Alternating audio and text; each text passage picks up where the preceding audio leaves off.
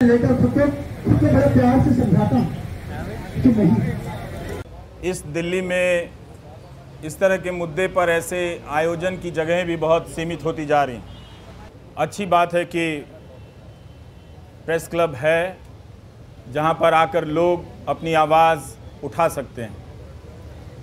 1000 दिन से उमर खालिद जेल में हैं। 1000 दिन हो गए, ना तो ट्रायल शुरू हुई ना ज़मानत मिली। हमने तमाम बहसों में, कानून के फ़ैसलों में यही पढ़ा और समझा, अदालतों की टिप्पणियों में देखा और जाना कि ज़मानत अधिकार है और जेल अपवाद है। लेकिन 1000 दिन उमर खालिद के जेल में ही हो गए। और आज आप सभी जो भी इस मौके पर यहाँ जमा हैं, जिन्होंने ट्विटर पर लिखा है, और आप सबके सैकड़ों मोबाइल फ़ोन के ज़रिए जो लाइव लोग देख रहे हैं, उन सब ने एक बहुत बड़ा काम किया है। पूरी कोशिश यही है कि उमर खालिद की लड़ाई भुला दी जाए, लेकिन आप सब ने आकर जता दिया कि लड़ाई भुलाई नहीं जा सकेगी। उसकी अकेले की लड़ाई अंदर की है, लेकिन बाहर भी आप उसकी यातनाओं को जो वो झेल रहे हैं उसे आप महसूस करते रहेंगे। हमने पिछले 9 सालों के दौरान राज्य की हिंसा करने की क्षमता को बदलते हुए देखा है। अब राज्य अपनी पार्टी, गोदी मीडिया और आईटी सेल के ज़रिए आप पर मानसिक हिंसा करता है, आपको बदनाम करता है। और इसकी शुरुआत अगर ठीक तरीके से देखी जाए, संगठित तरीके से देखी जाए, तो उमर खालिद से होती है। जब वो अनजाने में उन टीवी चैनलों के स्टूडियो में चले गए इस उम्मीद में कि इन चैनलों के ज़रिए किसी की बात रखी जाती है, किसी का पक्ष रखा जाता है, मगर जब तक वो जाते तब तक चैनलों ने अपना रुख हमेशा हमेशा के लिए आने वाले 10-12 साल और न जाने और कितने साल के लिए बदल लिया था। तो उस गोदी media, IT cell, political party के ज़रिए एक पीएचडी के छात्र को देशद्रोही के रूप में स्थापित कर दिया गया। समाज की नज़र में उसे कमज़ोर कर दिया गया, जो पहले से ही कमज़ोर था। हमारी आपकी तरह पढ़ने लिखने वाला एक लड़का था जो नहीं जानता था कि उसके पीछे इतनी तैयारी से सिस्टम ने हमले के सामान जुटा लिए। दूसरा तरीका राज्य ने अपनी हिंसा का ये बदला। ये आप सभी जो सुन रहे हैं उसे समझना भी चाहिए कि पहले राज्य कानून की धाराओं की आड़ में छिपकर हिंसा करता था, लेकिन अब हिंसा करने के लिए वो कानून बनाने लगा है ताकि वो खुलकर हिंसा कर सके। ये बदलाव आया है और आज राज्य, हम सब देख रहे हैं, सिर्फ उमर खालिद नहीं हैं, शोमा सेन भी हैं भीमा कोरेगांव केस में, 5 साल से अंडर ट्रायल हैं। जब बड़े बड़े न्यायाधीशों को अंडर ट्रायल के बारे में बोलते हुए सुनता हूँ तो मुझे लगता है कि यही 2-4 केस उन्हें भी नज़र नहीं आते होंगे, या उन्होंने भी अपनी सुविधा के हिसाब से इन कुछ केस को देखना सुनना बंद कर दिया है, इस तरह से कि ये केस छोड़कर बाकी और केस पर बोला जाए। तो कभी भी सबके सामने में है, सुप्रीम कोर्ट ने तमाम टिप्पणियां की है ज़मानत को लेकर, सबके सामने ये बात है, मगर कभी भी 1000 दिन तो सुनवाई चली है दिल्ली की निचली अदालतों में, बेतवा शर्मा ने लिखा है, और कोई 400-300 दिन दिल्ली हाई कोर्ट में इस तरह से ज़मानत को लेकर सुनवाई चलती रही है। इसके बाद भी ज़मानत एक इतनी मुश्किल उम्मीद इस लड़ाई में बनकर सामने आ गई है। यही उम्मीद कर सकते हैं कि कभी कभी न्याय व्यवस्था की अंतरात्मा किसी रात तो जगती होगी, और जब जग जाएगी तो देखेगी कि कानून के हाथ लंबे नहीं, उस कानून के हाथ रंगे हाथ भी होते हैं। उसे नज़र आएगा, वो बात समझ में आएगी कि क्या हो रहा है। हम सब ने यह भी देखा है कि मीडिया के स्पेस से उमर खालिद को धीरे धीरे पीछे की तरफ धकेल दिया गया, किनारे कर दिया गया, ताकि भुलाने की प्रक्रिया में तेज़ी आए। मैं अक्सर सोचता हूं कि जो लोग शुरू में बोला करते थे वो लोग आगे चलकर बोलने की प्रक्रिया से ऊब गए या उस प्रक्रिया के सहयात्री हो गए जिसने ये तय किया है कि हम जब किसी के साथ इस तरह की यातना करेंगे, खूंखार धाराओं में उसे बंद कर देंगे तो उसे भूल जाना होगा, उसे उसके हाल पर छोड़ देना होगा। उमर खालिद की जितनी भी तस्वीरें आई इस दौरान, जहां भी छपी या चंद वीडियो में नज़र आए, मैंने एक हंसता हुआ लड़का देखा, लेकिन उस हंसी को देखकर अपने भीतर उदासी भर जाती थी कि हंसी जो है वो अपने लिए नहीं, वो हम सब के लिए छोड़कर जा रहा है कि आप शायद अपनी ज़िंदगी में सामान्य होंगे। इस वक्त एक ओवल में फालतू का मुकाबला चल रहा है, इंडिया ऑस्ट्रेलिया के मैच में ट्वीट करके अपने आप को क्रिकेट प्रेमी जता रहे होंगे। जता सकते हैं, बिल्कुल अपनी ज़िंदगी जी सकते हैं और ज़िंदगी को उसी रोशनी और संगीत के साथ जी सकते हैं, मगर याद करने का जो फ़र्ज़ था नागरिकों का बहुत लोगों ने भुलाया और ये होते हुए हमने देखा।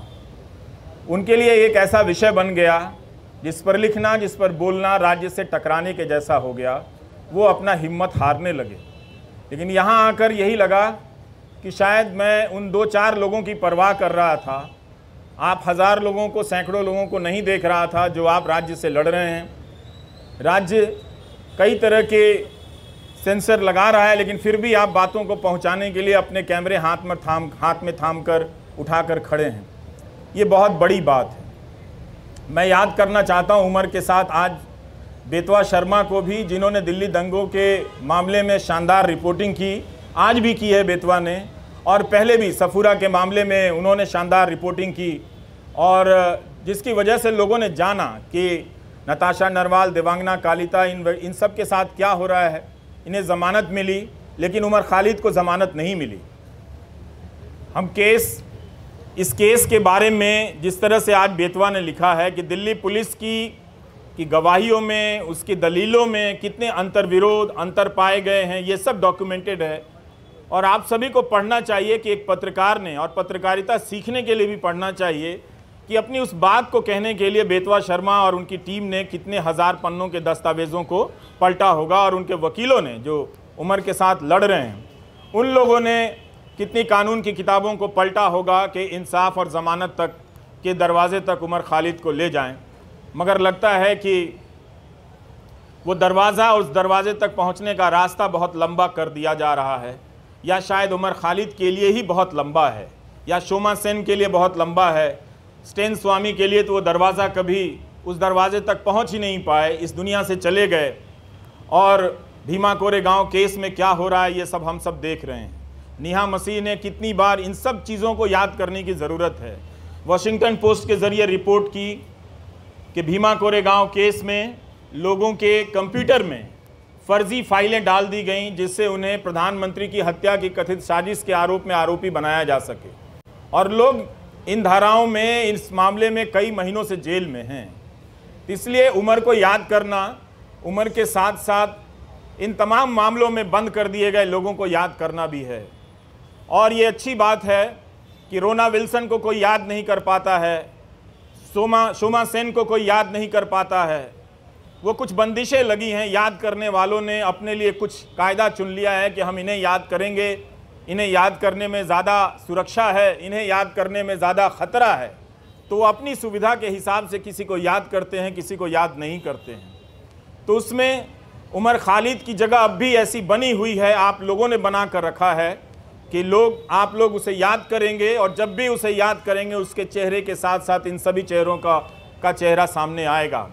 और आपके पिता SQR इलियासी जी, जब हम अपनी रिपोर्टिंग की दुनिया में कदम रख रहे थे तो आपके पास न जाने कितनी मर्तबा हम लोग अपने कैमरे को लेकर गए हैं, और एक ज़िम्मेदार नागरिक के तौर पर आपके बयान लेने के लिए मैंने आपकी चौखट पर तमाम बड़े मीडिया को देखा है जो अब शायद आपसे दूरी बनाता होगा, किसी एहतियात की चिंता में या किसी सरकार की चिंता में, वो जो भी है। लेकिन प्रेस क्लब की ये सभा आश्वस्त करती है कि राज्य के पास ताकत तो बहुत है, लेकिन आप लोगों के पास इरादे भी कुछ कम नहीं हैं। आप लोग याद कर रहे हैं उसे, इस 1000 दिन को आपने यूँ खाली जाने नहीं दिया, याद करके बता दिया कि नाइंसाफ़ियाँ जहाँ जहाँ दर्ज है हम उन्हें पहचानते रहेंगे, उनके बारे में हम लौटते रहेंगे और लोगों को बताते रहेंगे। हम और आप यही काम कर सकते हैं, इस उम्मीद में कि कभी ना कभी किसी का ईमान जागेगा, और ईमान जागता है और लोग उन फैसलों को पलट कर देखेंगे, उन गवाहियों को देखेंगे। दिल्ली पुलिस में भी बहुत सारे अच्छे लोग हैं, वो लोग समझेंगे कि उनके हाथ से किस तरह की नाइंसाफ़ी हो रही है। उनकी रातों की नींद भी खराब होगी किसी वक्त में, जब वो खुद किसी नाइंसाफ़ी के दौर से गुजर रहे होंगे, तो अपने द्वारा की गई नाइंसाफ़ियों को याद तो करेंगे ही। हम सब याद करते हैं, वो भी इंसान है, वो भी याद करेंगे। लेकिन उमर खालिद के लिए लगता है कि सब कुछ एक कठोर दरवाज़ा बना दिया गया है, लकड़ी का ऐसा दरवाज़ा जहां इंसान नहीं खड़ा है, लकड़ी का कुछ लकड़ी की मूर्तियां ही बनी हुई हैं, वही फैसले ले रही हैं, उनका शायद दिल नहीं धड़कता है। हम कोशिश करते रहेंगे कि उमर खालिद के साथ जो मामला है उसको उठाते रहें, आप लोग बोलते रहें। बोलने के लिए बहुत ज़रूरी है कि इस केस के डिटेल में जाएं, जिस तरह से बेतवा शर्मा ने आज रिपोर्टिंग की है। इतनी बड़ी मीडिया की फ़ौज है इस दिल्ली शहर में, पूरे देश की मीडिया को ख़त्म कर दिया गया कि दिल्ली में मीडिया है, क्योंकि नेशनल मीडिया है, वो राज्यों और ज़िलों की परवाह करता है। लेकिन अंत में ये नेशनल मीडिया भी ख़त्म हो गया और आज आपके बीच उसकी मौजूदगी नज़र नहीं आती है। कोई हाथ उठाकर नहीं कह सकता कि हाँ वो यहाँ पर खड़ा है और उसके चैनल पर उसका लाइव प्रसारण हो रहा है। अगर कोई ऐसा है तो उसके लिए ताली बजा दीजिएगा, नहीं तो आप सब अपनी निष्ठा और अपने कर्तव्य निष्ठा के प्रति खुद ही ताली बजा लीजिए। आपके लिए तो कोई आएगा नहीं। इस धूप में आप लोगों ने इतनी मेहनत की है, बहुत बहुत शुक्रिया कि हम सब ने आज उमर खालिद को याद किया है। ट्विटर पर जिन लोगों ने लिखा है जो यहाँ नहीं आए हैं, उनकी सॉलिडारिटी को भी स्वीकार करना चाहिए, उसे भी मंजूर करना चाहिए, उसे भी एक तरह से उसकी पहचान होनी चाहिए। कैसे तमाम अनजान लोगों के ज़रिए भी ये बात दुनिया तक फैलती है कि एक नौजवान लड़के को, जिसकी पीएचडी ही, चार्जशीट से पहले अदालतें उसकी पीएचडी पढ़ लें तो उसके बारे में नज़रिया बदल सकता है। लोग देख सकते हैं कि वो एक छात्र के रूप में कैसा रहा होगा। उमर खालिद की दोस्त आकांक्षा अपेक्षा प्रियदर्शनी का मैं एक नोट पढ़ रहा था कि जब वो मिलने गईं और उमर खालिद ने बताया कि कोविड के दौरान सुप्रीम कोर्ट के आदेश से कई लोगों को जेल से बाहर जाने की इजाज़त दी गई, और जब वो लौट कर आए तो उन्होंने पूछा कि आप अभी तक यहीं हैं। मतलब उस महामारी में भी किसी को ये याद रहा कि इस एक कोई उमर खालिद है जिसे बाहर नहीं भेजना है। उस महामारी में भी उसकी पहचान याद रखी गई, उसकी निशानदेही को याद रखा गया। इस तरह की नाइंसाफ़ियाँ जो एक आम कैदी को मिलनी चाहिए वो भी उसे नहीं मिलती नज़र आ रही हैं। ये बहुत चिंता की बात है। और जब तक ये है, अदालतों के मंच से बड़े बड़े न्यायाधीशों का बोलना हमें खाली सा लगता है, हल्का सा लगता है कि वे अंडर ट्रायल और अधिकारों की बात बहुत संजीदगी से करते हैं।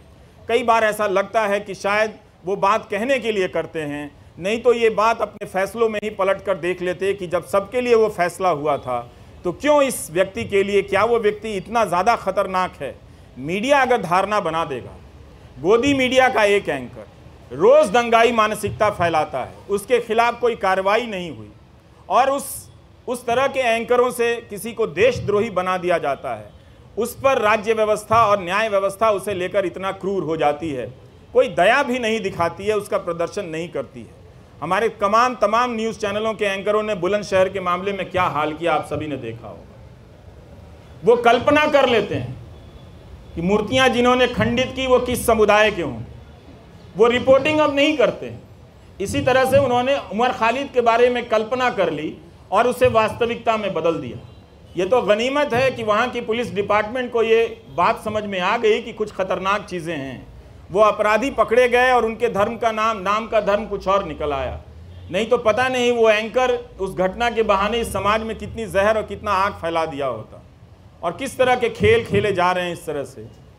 तो इन बातों को देखना है, समझना है कि उमर खालिद एक बहुत बड़ी साजिश का शिकार हुआ है, जिसके तहत तंत्र ने अपना पहला परीक्षण किया कि क्या किसी निर्दोष छात्र को इस तरह से चिन्हित कर, देशद्रोही बताकर, उसे एक तरह से देश के लिए खतरे के रूप में प्रोजेक्ट कर उसे जेल की सलाखों के पीछे भेजा जा सकता है।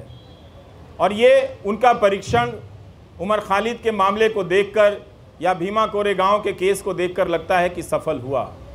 सत्ता ने लोक लाज की परवाह भी छोड़ दी है। स्टेन स्वामी के निधन के बाद भी उसे कोई फर्क नहीं पड़ा, किसी बात का कोई फर्क नहीं पड़ रहा। यही आज की सरकार का उसकी समझ है या उसकी पहचान है। हम सबको ये नोट करने की बहुत ज़रूरत है।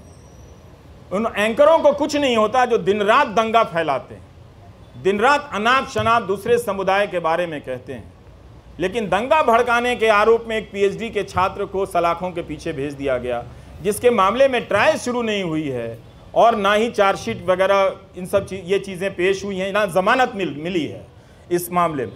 तो हमें ये इस अंतर को पहचानना है कि कुछ लोगों को दंगा फैलाने की खुली छूट मिली हुई है, गोली मारने के नारे लगाए जा रहे थे। वो कौन लोग थे जो इस कानून को लेकर आए और आज तक इस कानून को लागू नहीं कर सके। इस कानून को लागू करने के नियम तक नहीं बनाए गए, लेकिन 2019 के दिसंबर में आप जाकर देखिए लौटकर, तो इस तरह से सब कोई चिल्लाता था, चीखता था सरकार की तरफ से कि इस कानून को सूर्योदय से पहले ही लागू हो जाना चाहिए, ताकि दिन के निकलने से, सूरज के निकलने के साथ ही हम सब इसे लागू करें और देश को बचा लें। मगर अब उस कानून का नाम वो उन इलाकों में ही जाकर नहीं लेते। अब उस कानून का खौफ मणिपुर में भी पैदा हो गया है। वहाँ भी कुकी जनजाति के लोग इस बात से चिंतित हैं, घबराए हुए हैं कि क्या कहीं ऐसा होगा कि हमें भी एनआरसी की यातनाओं से गुजरना होगा। तो मणिपुर को लेकर देख लीजिए या दिल्ली दंगों को लेकर, जिसकी जवाबदेही तय होनी चाहिए थी गृह मंत्री की, उनकी जवाबदेही तय नहीं हुई, आज तक तय नहीं हुई। गोली मारने के जो नारे लगा रहे थे उनका मंत्रिमंडल में प्रमोशन हो जाता है। सुप्रीम कोर्ट को कहना पड़ा दिल्ली पुलिस से कि ये जो नारे लगा रहे हैं वो मेडिकल प्रिस्क्रिप्शन नहीं है। इसके बाद भी जो व्यक्ति शांति की अपील करता रहा, शांति की बातें करता रहा, वो दंगों की साजिश के आरोप में जेल में इस तरह से बंद कर दिया गया है। तो इस 1000 दिन को आप याद रखें। ये 1000 दिन सिर्फ उम्र के नहीं हैं, ये 1000 दिन भारतीय नागरिक समाज, न्याय व्यवस्था के अफसोस के दिन भी हैं, उनके शर्म के भी दिन हैं। नमस्कार, थैंक यू।